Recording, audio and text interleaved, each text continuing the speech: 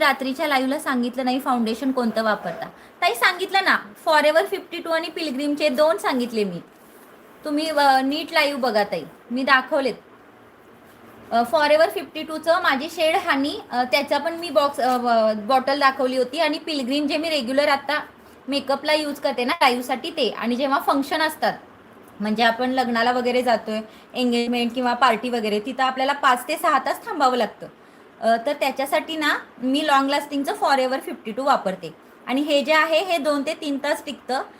पिलग्रीमचं ह्याचं हळूहळू ना 1-1.5 तास झालं ना ह्याचं कमी होत जाते, म्हणजे फाउंडेशनचा लुक कमी होत जातो. ते मात्र लॉंग लास्टिंग आहे फॉरेवरचं.